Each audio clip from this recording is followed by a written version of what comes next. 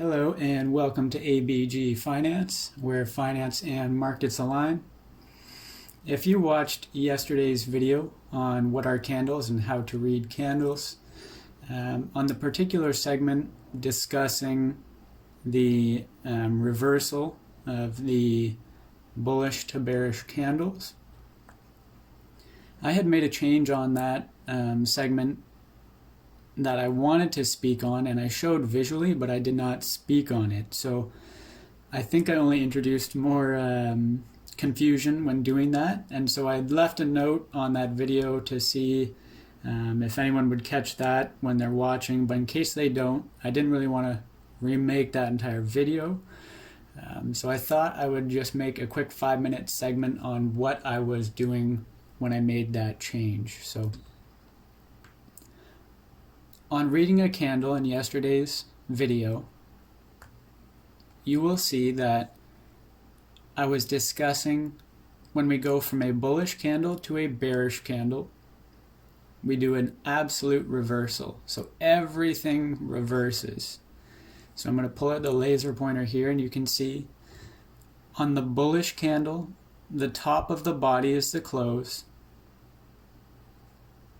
And on a bearish candle, the top of the body is the open. So we have that reversal there, correct? Close becomes open, open becomes close when discussing bullish to bearish candles. Now what I showed on this side remains correct, highlighted in the green oval here and here.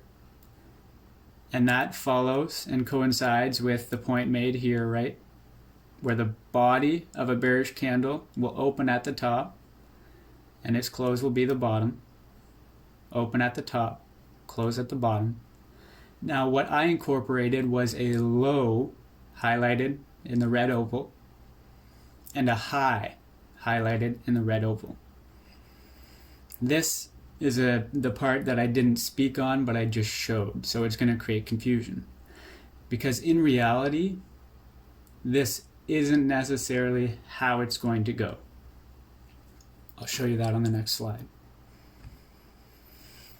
When you're reading a candle on a chart display, you're going to see it like this. All of these are correct in the green ovals, regardless of whether it's bullish or bearish.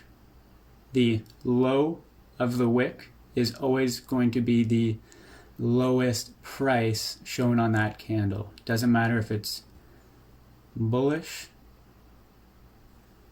or bearish, the low of the bottom wick will always be the lowest price in that candle. The high, the top of that wick for that candle, will always be considered the high, regardless if it's bullish or bearish. And to show just the comparison here, you can see on the right side with the laser pointer and the green ovals, these are correct. These are what you're going to see on your chart display if you were to hover over a candle. So we can see we have the reversal on the bodies. So the top of the body on a bearish candle is the open. The top of the body on a bullish candle is the close. And on your chart display on a candle, if it has wicks, the top of that wick will always be the high, bullish or bearish. The bottom of that candle wick, if it has a wick, will always be the low, bullish or bearish.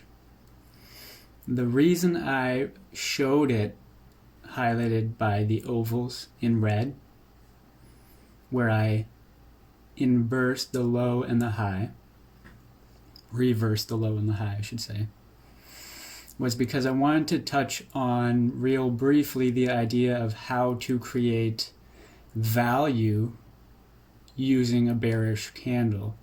So in case you think that a bearish candle is always bad, that isn't necessarily the case, because there is a concept called shorting the market, and we're not going to get too far into that because I don't want you to do that as a beginner, but I just want you to be aware of what can happen.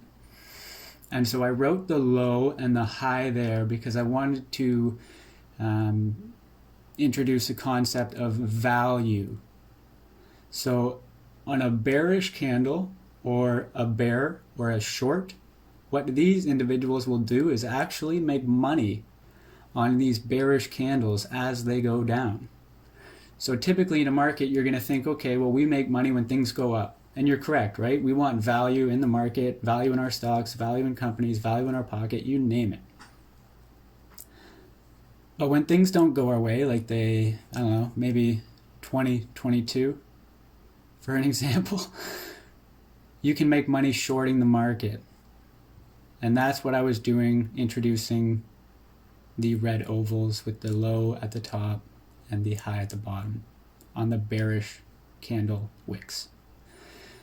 And I did that because as a short or a bear, you actually gain greater value as things drop, because you're shorting the market. You're betting on things to go down, right? So that's why I did that, but I didn't mean to confuse anyone, because on your chart display, the top wick and the bottom wick are the same, whether it's bullish, you have a high on the top wick, or bearish, you have a high on the top wick.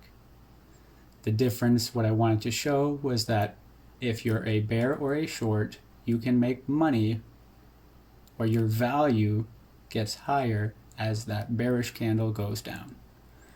But that's a concept I hope to get farther into later on in this channel. So again, thanks for stopping by real quick, and as always, keep on keeping on.